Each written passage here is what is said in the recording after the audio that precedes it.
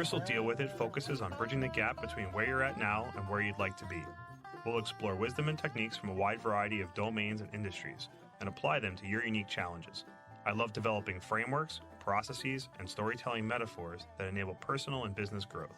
Through actionable next steps, we'll build momentum and confidence. My goal is to help you clear roadblocks, do more with what you have, and realize the potential of yourself and your team. So throw your challenges my way, and Crystal deal with it.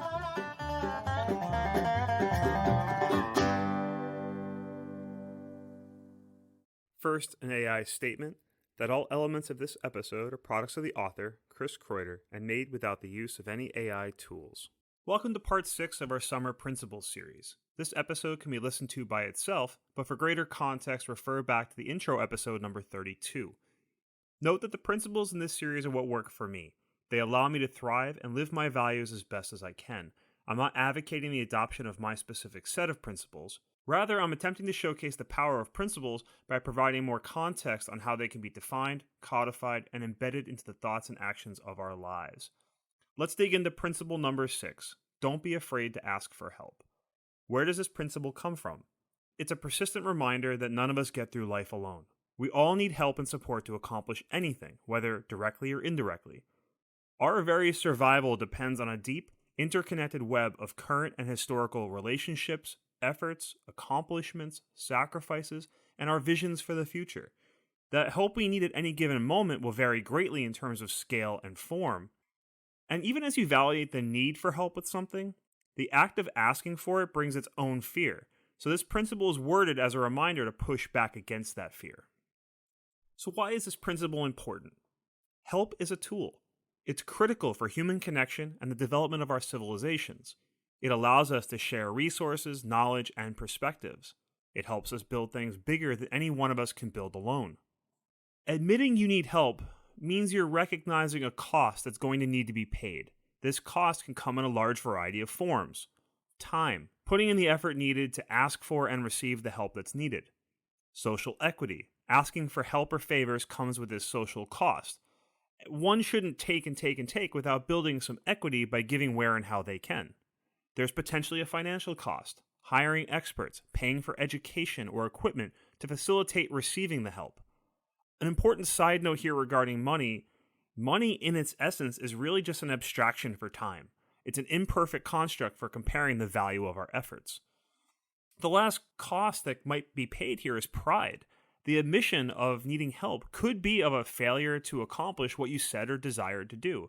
It might be a roadblock that could damage one's pride to admit that they weren't up to a task. Asking for help is important because the world is a dangerous place. Traps exist in many forms and in many places: financial, legal, bureaucracy, social, physical, predatory scams, and also within ourselves. The inside of one's head can be the worst trap of all. It is the ultimate echo chamber. It's fueled by our thoughts, our bodies, and environment. The pace of modern life makes it easier to fall into the traps of poor decisions or habitual patterns, even when we think we're being clever to avoid these traps. So find trustworthy people who can help keep you mindful of your patterns and blind spots and hopefully able to help rescue you when you fall in. So how does living this principle impact myself and others? I've said this a couple times in the podcast, but I truly believe that everyone is the hero of their own story. And few people are going to be as invested in your plot as you might think. The involvement of others in that plot of your life's story may be requested or unsolicited. Both have value, although the latter may not always be welcomed or correct. Most people are content with the brief roles they play in others' stories, and they're not likely going to be aware when their role is poignant in your story. Yet any interaction, or story beat to use a writing term, is shared by all involved. The lenses through which that story beat is told will be different. This awareness of the power of intersecting plots can help you be more aware of the potential impact of the help you give and more thankful for the help you receive. It's nice to help other people when it's requested. Aside from immediate acute need, crashing someone else's party is rarely welcomed. Each of us has enough of our own tasks in life. There's no reason to work those that belong to others. To do so threatens to remove their authorship, their sovereignty. So it can also be a trick we play on ourselves to avoid the introspection and work on our personal tasks that scare us. So when you ask for help, do so with honest intention. Asking for the sake of asking can be seen as virtue signaling. Not all advice will be worth following, but to not give that advice fair scrutiny and evaluation cheats ourselves and those who are providing the help. We shouldn't fear receiving help even when it isn't explicitly requested. Something as small and innocent as a side comment challenging an action, or a kind word in passing, can help us if we're open to it. Yet whenever possible, you should use discernment with any unsolicited help. Again, what is their intention? How well do they understand you and or your situation? Does their help move you closer or further from your objectives? So let's talk about what living this principle looks like in action. Recognize that help isn't always acute. Often we're being helped without ever realizing it. For example, multiple technicians and officers work through the night rebuilding a traffic light after an accident, creating smoother and safer conditions for our morning commute. By recognizing this reality, it gives you a mindset to consider how things we take for granted come to happen in the first place. And that mentality helps us be more generally appreciative of people. Parenting brings our awareness of help into crystal clear focus. For the first time, it's possible for us to recognize how much our parents sacrificed to bring us into this world. You better appreciate the fragile nature of our very existence. Without help and community, there's no way we would survive as a species. And you understand innately that the job of helping your children will never end. I will close this episode with 6 tips for asking for help. 1. Be clear on what you need help with. 2. Review all of your options.